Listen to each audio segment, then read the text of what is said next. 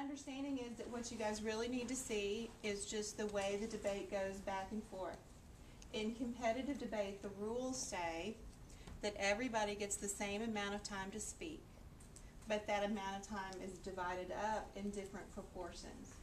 So I'm going to be the negative debater, which means I'm going to be opposed to the resolution we've created, and Mobeen's going to be the affirmative debater. Our debate topic is do children under the age of 16 have a cell phone? And I'm against, and I like debate because I get to do a lot of research. Well, we're doing a cell phone usage under the age of 16, and one of the reasons why I'm against it is because it's rude to the professors that are teaching and that you can use it to cheat. I like debating because you can find the facts on the internet and it teaches you different things.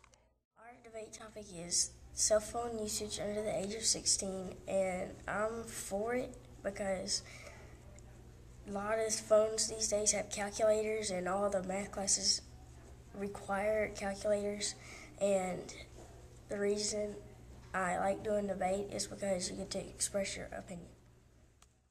Which is also to their advantage. That means they get the last word. The advantage the negative debater has in any kind of competitive debate is that they're going to get to speak longer when they get to speak. So one of the things that you guys need to think about going forward is how to manage that time effectively.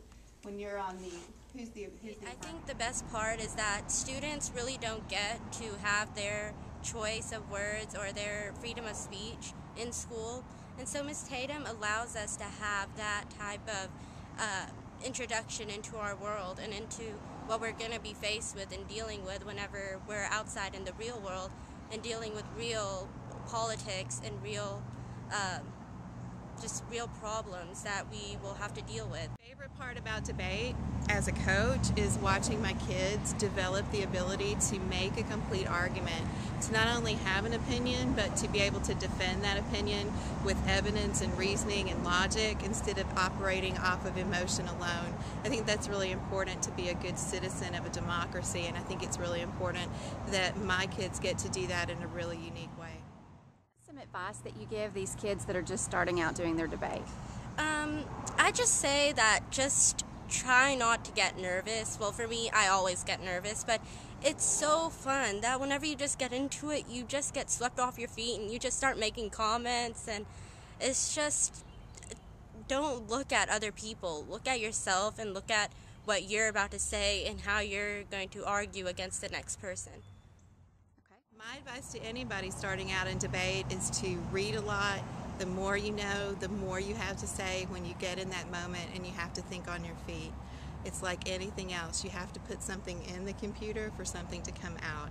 So if you want something to come out when you're standing up in front of a room full of people or you're having your opinion challenged by a friend or a relative, you have to have some material to work with. So read lots of newspapers, magazines. You can read them on the internet if you don't have subscriptions, but learn what's going on in the world around you so you'll have the evidence you need to support your opinions.